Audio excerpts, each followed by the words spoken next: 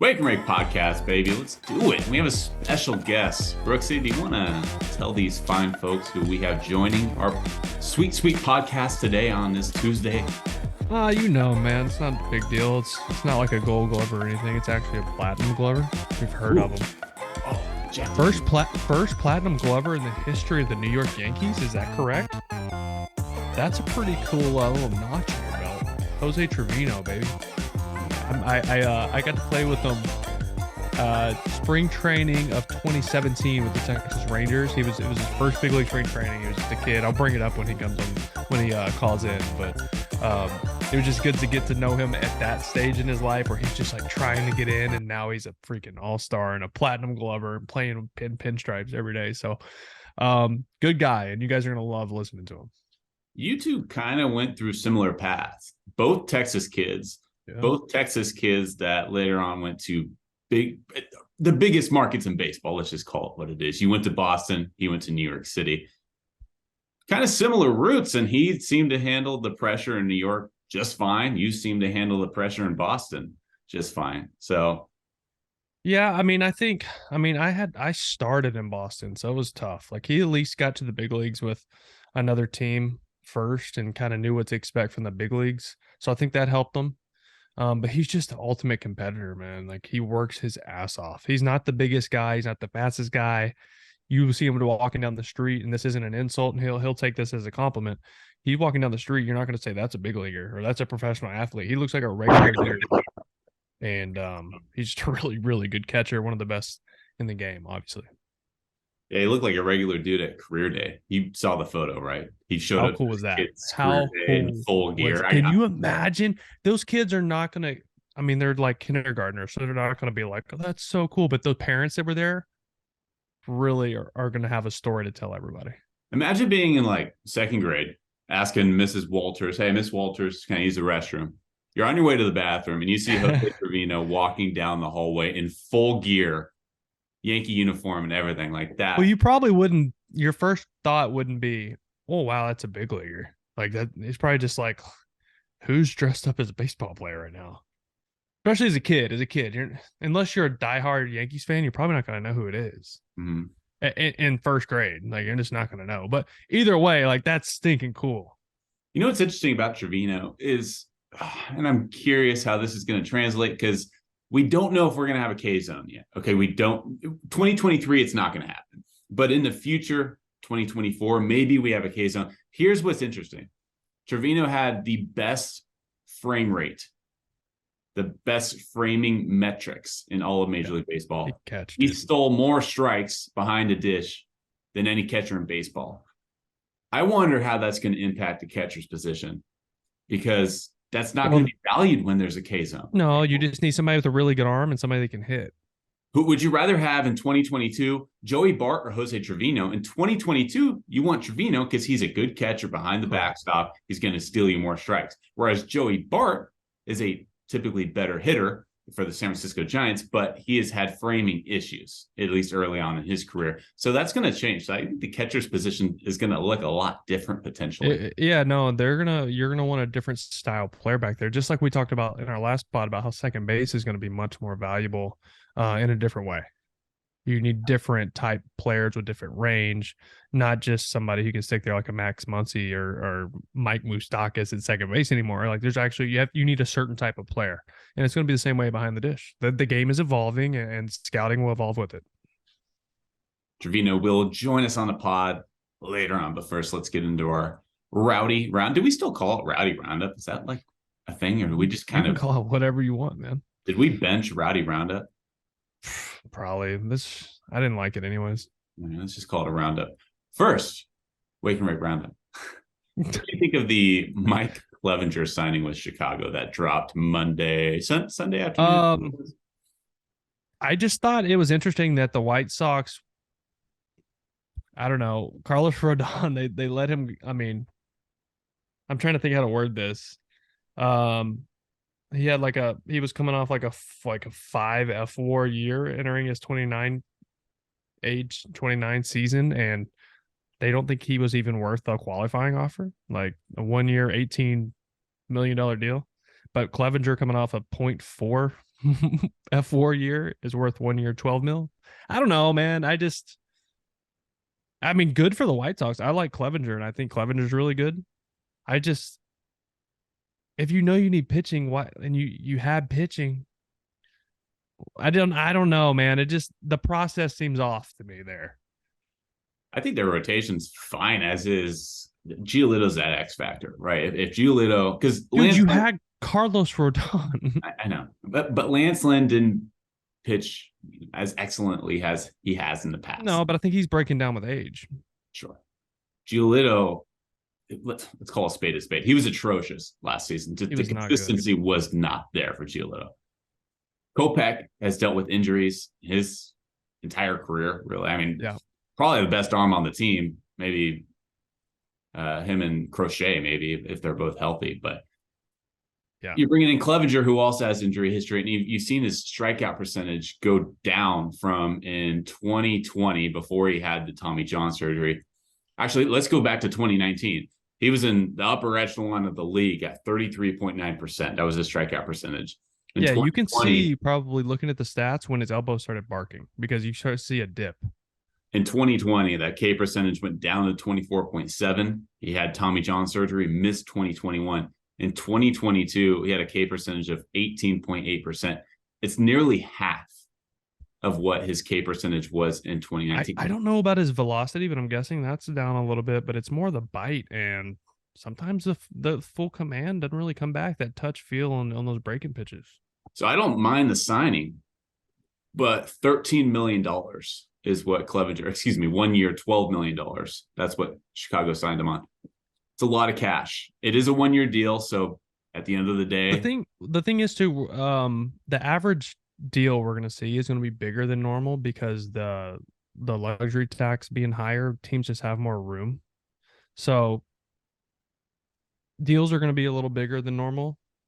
And that's just basically, we'll call it inflation of the market. I don't know. It's just going to look bigger when there's more space to play with teams. They're like, oh, if we have to negotiate at 9 or 10, or we just say 12 and we'll just sign him now before he has a chance to go anywhere else, they're going to do it because they have the extra space. Why wouldn't you just bring back Cueto, who had a stellar 2022? Cueto's got to be pushing 40, isn't he? Yeah, but they said that last year, and he was fantastic. No, I get that. I get that. I don't know. It would have been cheaper. You got maybe they didn't like his advanced analytics, like advanced metrics. I don't know. There's always a reason. If they don't bring back somebody, or the same thing with Rodon. Like I was talking about Rodon, like, oh, they should have brought him back, should have done this and that, whatever. They should have kept him. There was clearly something they didn't like, or they would have made that offer to him.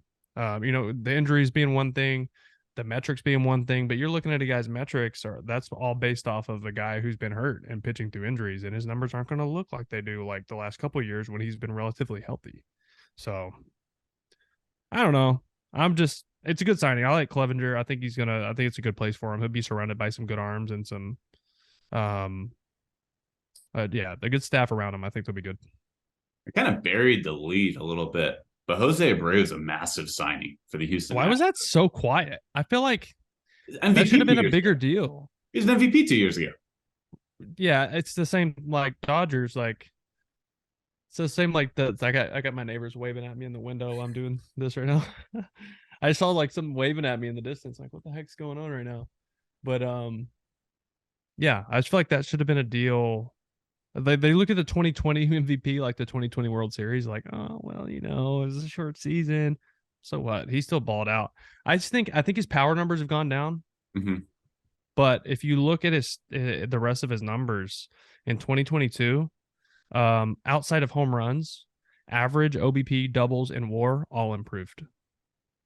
All improved. They all improved. So I mean, he's still doing it. He's gonna be serviceable at first base or DH, wherever they want him. They still have Gurriel over there first. He's a free agent. Oh, that's why. That makes more sense. Okay, that makes more sense. I've been out of it, dude. With Thanksgiving and the flu running rampant through our house, I have not been up on this. So you telling me he signed there earlier, I was like, okay, cool, yeah. I'll look into that. It's a big deal. He's getting 3 years.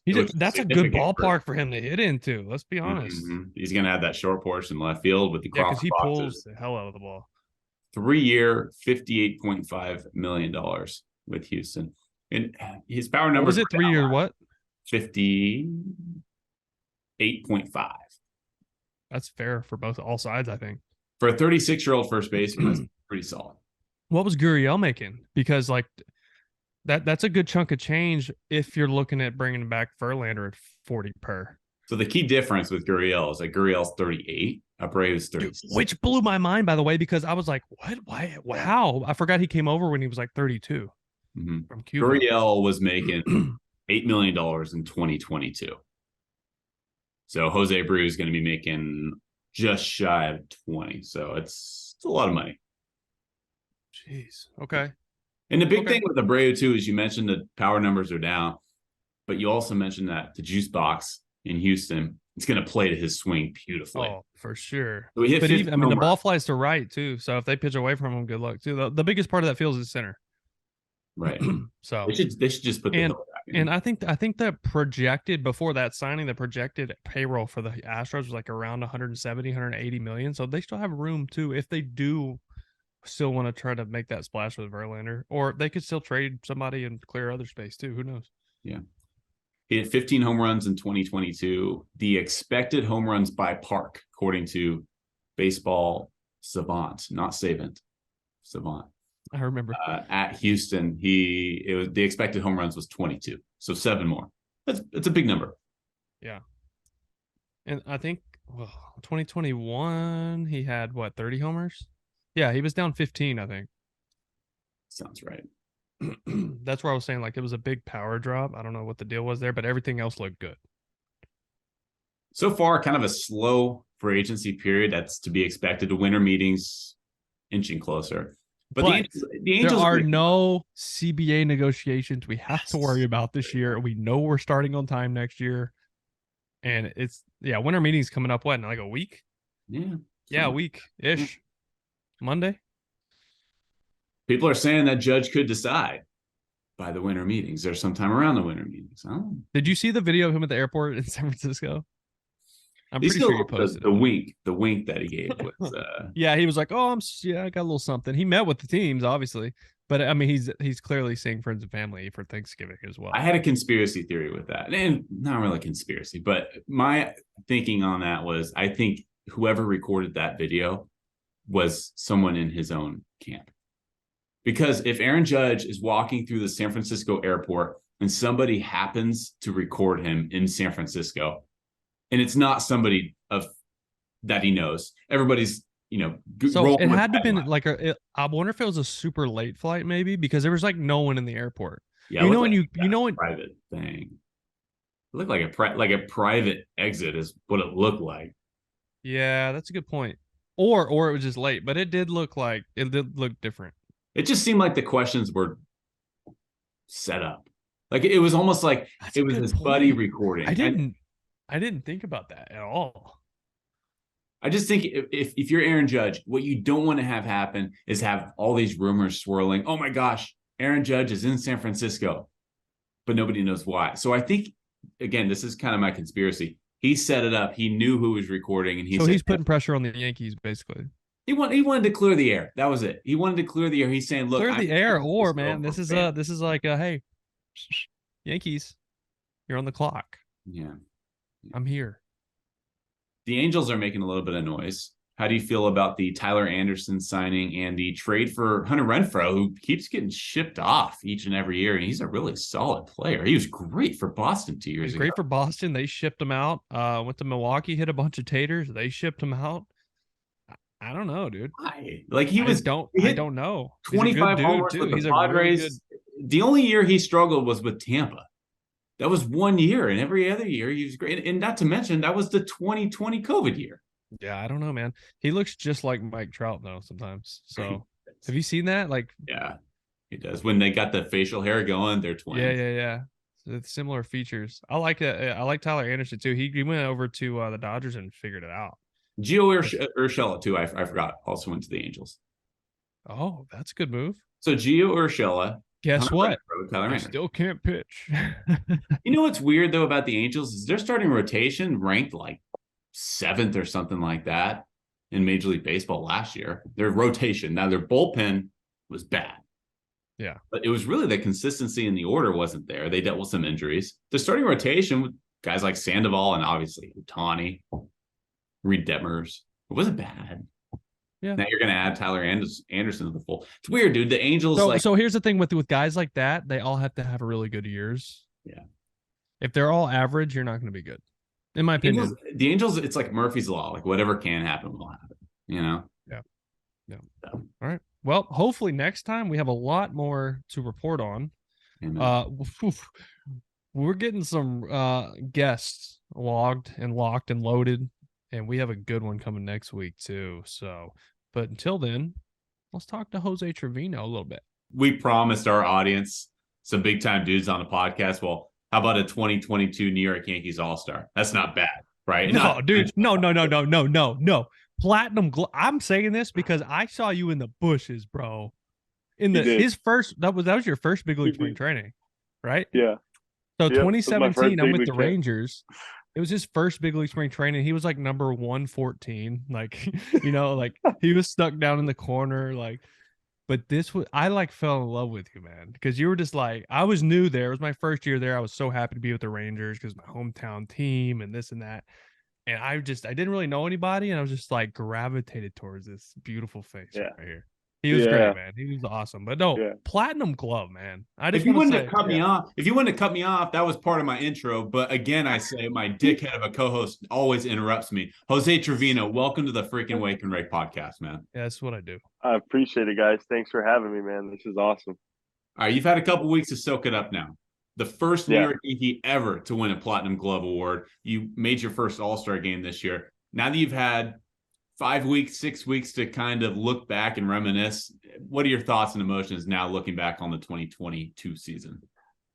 Man, it was special. Not only for me, but for my teammates too. I mean, we had a good year, man. But it was special because I went somewhere new. All I knew was Texas, man. Like all I knew was the Texas Rangers. I'm from Texas. So I was like, Texas, everything. And then getting traded to a team, with that rich tradition and expectation to win every night. That's what I wanted. I wanted that more than anything, and I loved it. And the people in New York accepted me and for who I was as a player. And I really appreciate that, man. I'm just a South Texas kid, like small town South Texas kid, going to a big city, trying to live out my dream and play for the New York Yankees. And it just so happened to be a good year. So we talk while we're on this subject, and this has nothing. This is not a bad word about the Texas Rangers, but they're in a completely different place. The New York Yankees is a different market, obviously. What's it like to put on the pinstripes, man? Like I played on the other side of that. Like I played in Boston, and I know how much that meant to me and that rivalry and for the fans in the city. Yeah. That pressure, it's real, and a lot of guys are like, no, not pressure. Pressures are privileges, whatever. Dude, when you go from playing in Texas, where it's a very good fan base. It's not that New York isn't a good fan base, a different fan base. They're much more accepting in Texas. They're much more rah-rah behind you a little bit. New York is going to give it to you, and they expect you to perform every single day. So was there a little bit of a transition period where you're like, man, I got to turn it on? Dude, yeah, no, for sure. I mean, I think I struggled. I struggled offensively for a little bit, and finally I was like, dude, I'm just going to do my thing. Like, I'm going to do what I know how to do, and that's out there, like, go out there and compete, have fun. But, yeah, there was a point where I was like, man, I need to turn it up a little bit. Like, I need to hold up my end of the bargain. Like, I'm slacking on my end, and I don't want that to be the reason why we don't win. And just making adjustments on the fly, man. It was the hitting coaches there were awesome. Catching coaches there were awesome. The whole staff and then my teammates were unbelievable, man. I was going to say your teammates, man. Like, the guys you play with, I know Donaldson well. We know what Judge is doing. We know but like your teammates had to push you so far because you have some good dudes in there, and dude, you have a friendly face from Texas with you too. Yeah. I had a couple. I had my boy Joey and I had Izzy, and I mean they made it really easy for me. Like the day I stepped in to camp, because I was there for 2 days in Tampa with the Yankees, and we ended up going and I saw Joey and Izzy, and they were like, what's up, dude? And I'm like, what's going on? They're like, all right, this is how it rolls. You do this, you do that. It's a little different than Texas. And then you just go out there. And I played that day, the same day that I landed. I say same day I landed because I landed at like 2 a.m. and I was up at like 8. So it was crazy because I got there and I played, but I felt comfortable because I had some guys that I knew. And then obviously I had never met in person, like, as a teammate, Rizzo and Judge and Stanton and all them, but they were all great, man. As soon as I stepped foot like in that same clubhouse as them, it was awesome. I'm glad you mentioned Gallo because you were teammates with Gallo in Texas. Both of you guys wound up in New York. Some would say that Gallo didn't handle the New York pressure as well. Some would say that maybe he just got a cold streak and then he went off to Los Angeles. Had some success with the Dodgers early on. Do you think, you know him pretty well, do you think you guys handled it differently? Or do you think it was just a matter of your bat was hot and his wasn't? No, man. I think and Joey's a good teammate. Joey's a great person, man. I loved playing with Joey. I still keep in contact with Joey. And I don't think it was anything like that, man. I mean, he went out there and it's just like anything you do in life and in baseball, you're going to give it everything you have, man. Like, no matter what it is, it's not like he didn't, it's not like he wasn't trying to perform. The guy was out there working hard every day. And that's all you can ask as a teammate.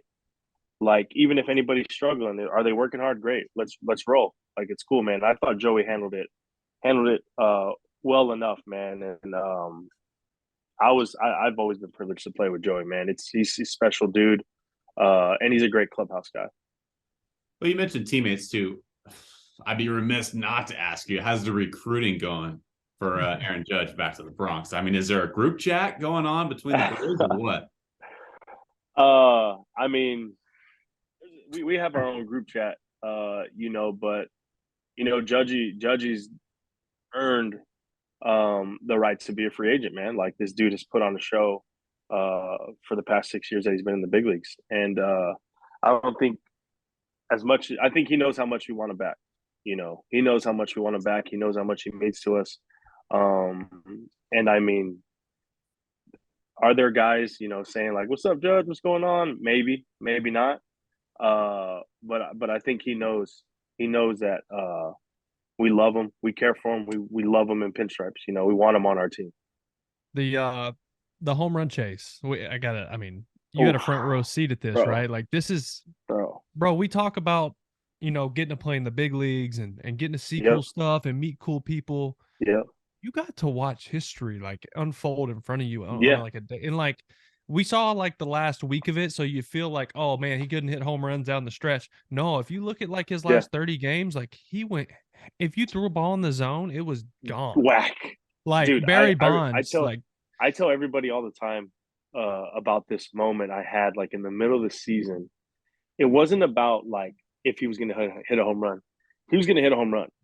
It was about how far was this thing going to go and to what direction. Like, it was incredible, dude. And I at one point I made the joke of being like, dude, I'm going to need to find an actor to play me in a movie. Like, I need to find somebody that resembles me in Hollywood to be like, yo, I'm about to be in this movie. And I just hope like I'm on base for one of those home runs. I could be like, yo, that was actually me. Like, it was incredible, man. It was incredible.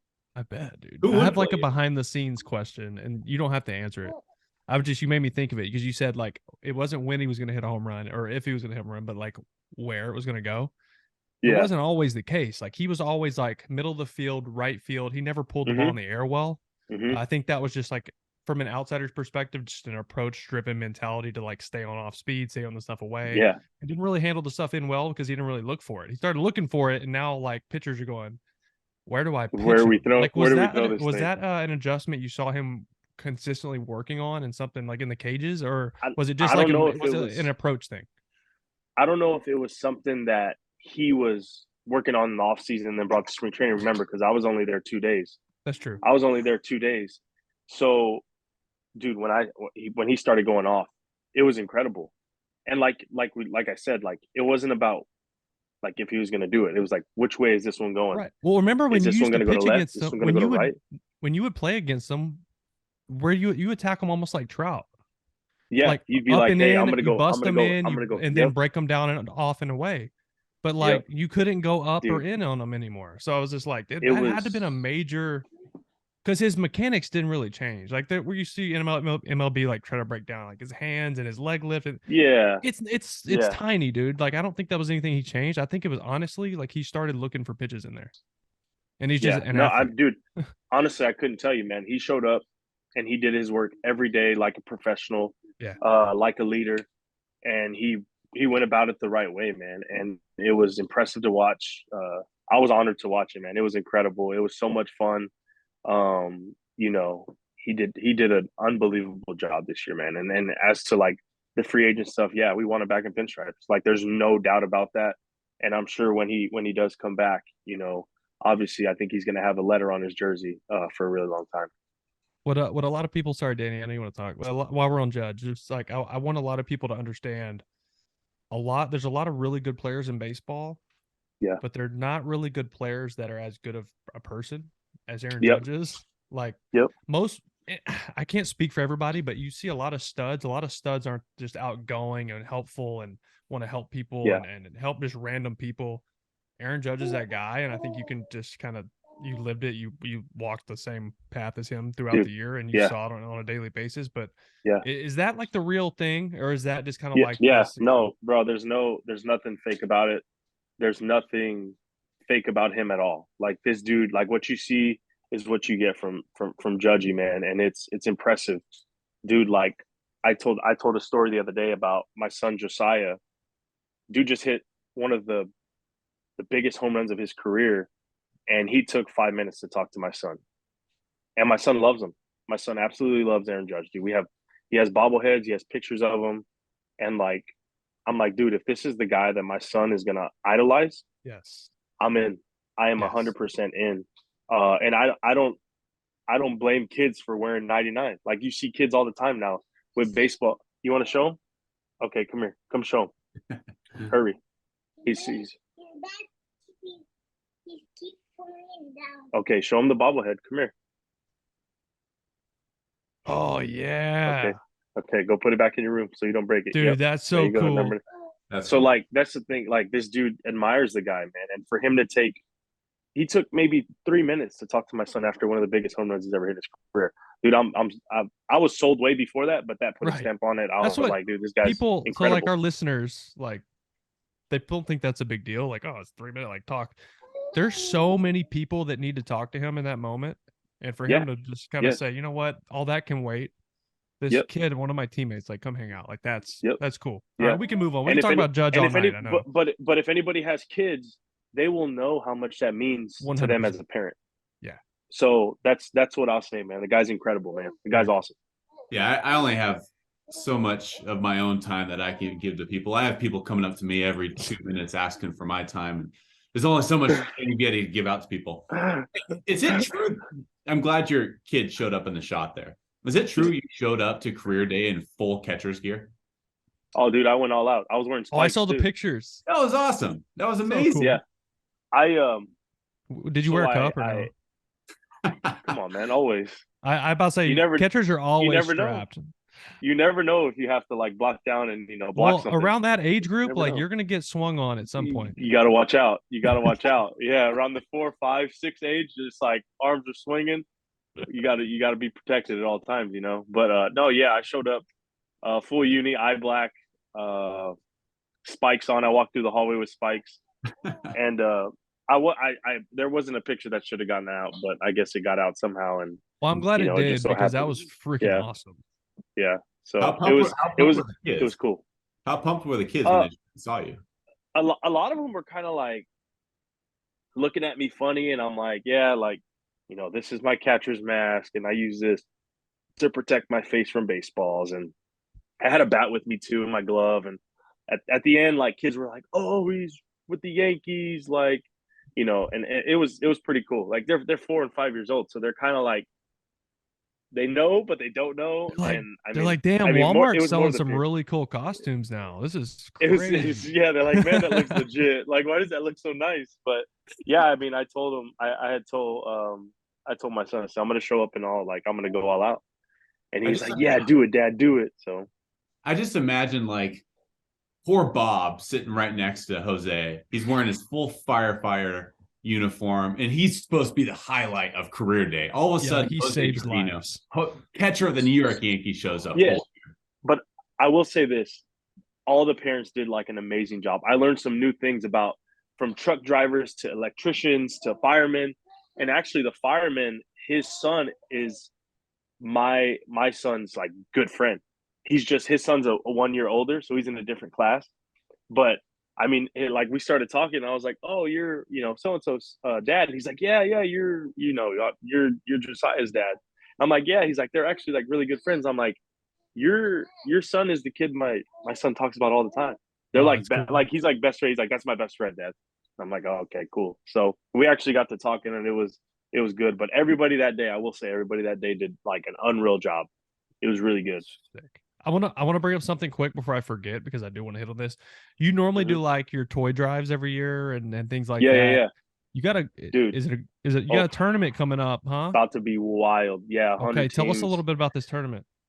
So basically, it's a toy drive baseball tournament.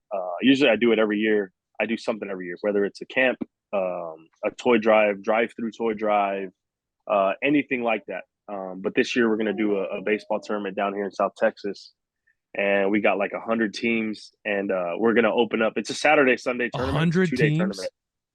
Yeah. Bro, that is awesome. It's so we haven't really like marketed like we should have, but like it's kind of a big deal. You'll see here in the next like few days, but we're actually going to be at Six Flags. You know what Six Flags is. Yeah.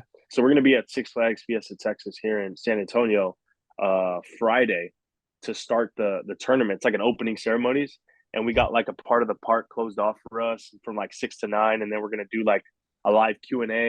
You're gonna There's light going to the be like torch. there's gonna be like a scavenger hunt going on throughout the whole like What's the age group day. of the tournament? 7 to 15. It's close, like it's done. Like people are trying to like call my director and like, hey man, we want to get in. What's like Like the buy-in or like what's the whole like so fundraiser obviously thing? there's a fee, but like it's a toy drive. So like Right. bring toys. And like Okay. the other day we went and saw like what's the Guinness Book of World Record for toys in an hour. And it's like 5,000 toys. Oh, you're And gonna crush that, I think.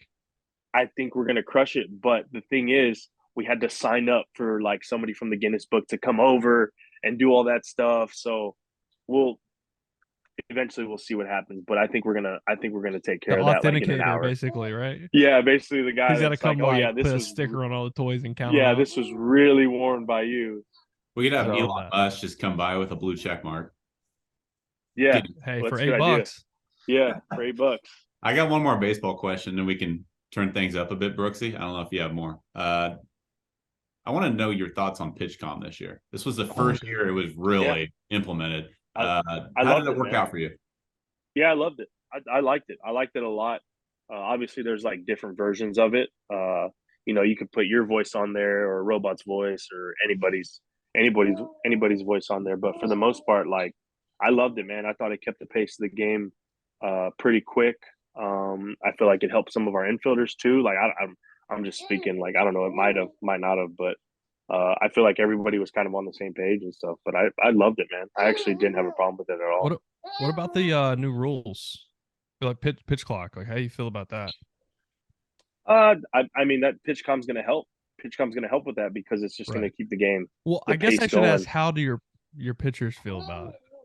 The younger guys, I think, are going to adapt because you're used to it a little bit. Yeah, they're used to it for sure. And I mean, we'll see how strict the umpires are with it and all that stuff. Like that plays a big part in it. The pickoff thing's like, weird for me. Like the that's limited that's pickoffs, it's like okay, now you're starting to get into strategy. Like, all right, we're gonna use these pickoffs, and we're gonna pitch out. Like, but I mean, you gotta got like Trey gonna... Turner at first base. It's like, all right, he's gonna have 60 bags if people don't find a way to do that. Yeah, I don't know. Yeah, we'll see what happens. We'll see like you said, there's gonna be a strategy to it, just like there is with everything else. Yeah. You ready to turn things up, Brooksy? I'm trying to think. I have one more question, like a fun question. I'm trying to think what it was. Oh, like on your bus rides, I like asking players this. Who's like the jefe that runs the bus rides? Like who's on the mic? Oh, dude, Judgy. It is. I was hoping it was. We have like Sometimes it'll rotate because sometimes it'll be Donaldson, I was sometimes gonna. it'll be Donaldson was Rizzo. my guess, It'll be or Rizzo, like Hicks. Donaldson, Judge. Hicks has done it. I think Hicksy did it one time. But for the most part, like Rizzo, Judge, Donaldson, Riz. uh, Riz would be a people good one, too. singing, Oh, yeah. karaoke, get after a little bit. It's always fun when you're winning, right? Oh, it's great. And It's you guys great. did a lot of that. So, Yeah. Oh, yeah. all right, go ahead, Danny. Do your thing, baby. A little rapid fire, Jose. Quick questions, quick answers. Is it Okay. true you got lost on the subway in New York City? 100%. Multiple times or just once? I wasn't really lost the second and third time. I knew where I was going. I just needed to make sure. But definitely the first time I got lost, bro. Scariest thing in my life. Oh yeah, it's tough. Look, Yeah. he's small town Texas boy. I've lived that and then Dude. gone to Boston, and then Boston's way easier than New York. Yeah, I got a little lost, man, and I was like, "All right, I'm heading the wrong direction. I'm out. Give me an Uber." I tried it, and then good thing we didn't play that day because I would have probably been late. But I figured it out. Now I tell everybody, "Hey, just take the subway," and they're like, "You serious?" And I'm like, "Yeah. What's wrong with that?" I They're gotta like, add a it rapid seems a little fire. dangerous.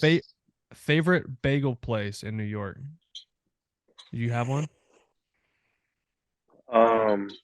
Dude, If what's not, the I name of have that a place for you place? to go. Bacon, egg, and I cheese? don't have I don't remember the name of the place that I would order from. I'd have to look on my Postmates thing. But if you have one, please shoot it my way. Liberty Bagel. Bro, I had that. Yes. I had that actually when I was up in New York like 2 weeks ago. Was it over there by like all the shopping? Yes, it's by Yeah. Fifth Ave. It's like Yes. right by Central Park. So when we Yes, go to right New by York Central Park. if Jenny has like basketball game or something, we always stay at the same place, and I always walk over there to it. Yeah, Yes, it's legit. dude. Sausage, Yes, egg, and I cheese on actually had everything it. bagel. Yes, that's right. Yes, Let's sausage, egg, and go. cheese. Yeah, I like that. All right, Danny, go. I'm done. I just got to address the elephant in the room and say that you're the only one here that has facial hair, considering we're talking to a New York Yankee, and that's frowned upon in so many. No, I've got no facial hair. I am at the limit right here. Like today will be a shaving day. I Today will shaved be. for this interview. So I actually, when I had a beard growing, and I was gonna go to my son's career day, and I was like, crap, I'm gonna shave because like I think it would be like I don't think it'd be a good look if I went in there with a beard. Like then they'd be like, "Oh, you're fake. You're a fake Yankee player." So I had to make sure I shaved. That's So like a all right, I Santa gotta Claus shave. with no beard. What do you mean? What are you saying about Santa Claus, Will? I'm saying if Santa didn't have a beard, it just wouldn't be the Okay. real thing. I What do you believe. mean? Don't test Okay, me. I'm just saying making sure. okay. Let me break this down. A New York Yankee with a beard isn't a New York Yankee. A Santa Claus, someone dressed in a Santa Claus outfit without a beard is not Santa Claus. It's You're Tim right. Allen. You're right. I'm just making sure that we're on the same page when we're talking about my man Saint Nick. I fully believe in Santa Claus. He leaves me stuff every year still. Every year, dude. We have a Hanukkah Harry in my house now. I married a Jewish girl, so we have both. We're actually doing the Elf on the Shelf this year. Yes, so we're starting that creepy. too. We got a girl one. Sorry for ruining your rapid fire. Sorry, we're just Fine, like man. catching up, and we On could a probably daily just catching text up. about this stuff. Yeah. But Trevino's he's like one of the worst texter backers I've ever met in my life. So I'm he's pretty bad. I'm pretty bad. I actually respect pretty that bad. because I know you got the kids in life and this, and I don't even know where my phone is half the time. So I get it. So Danny, rapid fire once again. Let's go. If you guys want me to light some candles and leave you guys to it, I can. But if not, Hey, we tried to see each other in Boston and it didn't work out. Yeah, he was too cool for me. I was doing shows talking about how awesome you are. Look at this. See, look, there he goes. we Doing see shows. right through you, Brooksy. We see right through you. Hey, look, I tried to leave. No, I tried to leave my post game show. I hustled, bro. I hustled all the way around the other side of the stadium to meet him at the bus, right? Because where they walk Dude, this out. guy, But there was a freaking sea of people like waiting to see Aaron Judge because I don't know. I guess he's cool or something. And so I walk and I'm like kind of off to the side. I felt like kind of like a stalker. I was off to the side, like by the hot dog stands, like, and there was just a sea of people. And I was like, dude, there's no chance I'm like getting a hug out of this. I'll see you next time. So it didn't work. All right, Jose, best player you played with or against that nobody has heard of? man. I asked Brooksy this one time, and I think he said Drew Storen. Even though some people I didn't say. obviously heard. Yeah, but the question wasn't like that. No one's heard of. Drew Storen played in the big leagues. Yeah, people have heard of Drew Storen. Dude, when he That came up, nobody's heard of. Yo, that is an unreal question. like a guy that didn't get to the big leagues or like only got a sniff, you know? Yeah, dude, there was a guy. There was a guy that I played. Dang, And is it bro, now always you got me is it always a spinning. Latin guy or is it a like? No, I have two. I have an American guy and I have a Latin guy. Okay. Dude, there was a kid named Edward Pinto that I played with in the Rangers organization, and the dude just hit. Wait, catcher? No. He was like an outfielder, Okay, and the no, dude not the just same guy. the dude would just rake every year. He just rake. You know who he reminds me of? Luis Arias. Like same batting stance, same style, like all that. You know, he reminded me of Arias, and I was like, dude, this guy reminds me of my buddy Pinto, and like Pinto raked. Pinto raked. And then I'm trying to think, did you know who I'm gonna say? Oh wait, sure you know. I feel like I'm thinking this. Hold on. Righty hitter. Yeah, no, lefty, Okay, righty. damn. I was thinking. Oh, I was thinking you were gonna say like Lipka. It's around that area. Is his Dude, first name Lipka. Matt? Was it Matt Lipka? Yeah, Matt Lipka. Dude Lipka had juice, play. bro. He could hit a ball so far, and he was fast. Yes. Yeah, he was in that group with Jason Martinson too. Jason Martinson. I played with Marty in Round Rock. Jason Martinson raked, and then Preston Beck. Oh, dude, the guy had a cannon. Express. We call him Express. Yeah, definitely one of my favorites. Dude, he raked, and he had a cannon, like an absolute cannon. Oh, he had a cannon. He could hit the ball 9,000 feet. Yeah, I played with him in double. He was in double A hitting homers, and we were like, "What are you doing here?" And he's like, "Well, I guess I'll go up to." He always called me meat. He's like, "I guess I'll go up to." With like a big old. He always had grizzly in his face too. Yeah, he's like, "I guess I'll go to." He was probably top. Rock he's probably top 10 teammate of mine for sure. Dude, he threw so hard. He had a cannon. That's a great question. Actually, that's an unreal question. Keep it in the arsenal. I will. So he was like the prankster, jokester. Yeah, but he was a really good baseball player. Yeah. Unreal dude. Who's the best looking player on the Yankees? Who's the ladies' man? Other than yourself, of course. Best looking player? Best like shower teammate, yeah. My guy, Wandy Peralta. Really? Sleeper pick right there. He's handsome, bro. That's my guy. You think he's the most attractive guy on the team? Guy, everybody loves Wandy, man. No, I know you love him, but I said most attractive. Nah, I go Rizzo, man. Rizzo's handsome guy. I'm team Rizzo. I love Forrest. Yeah. Final question. Who's the last player on the Yankees that you want babysitting your kids? I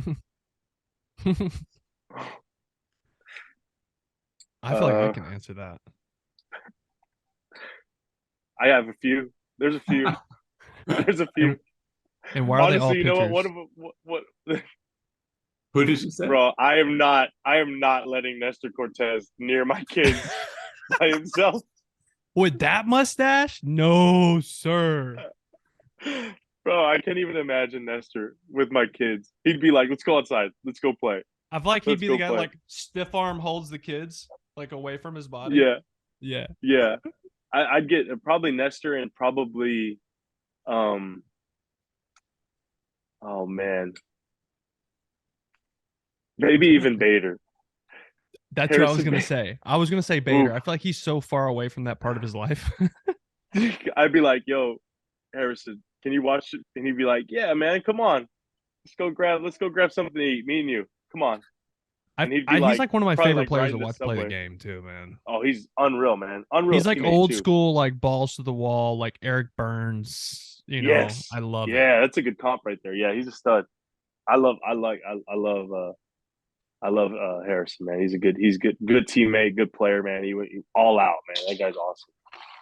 Hey, Jose, thanks for taking the time to chat, man. I know you got stuff to do, No, you got guys. things to take care of. No, Congratulations you're on a good. great 2022, and Yeah. have a safe and healthy holiday season. All right, you've earned it.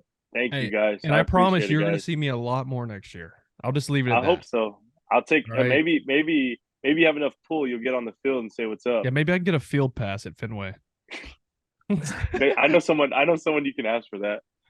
I appreciate it, All guys. right, man.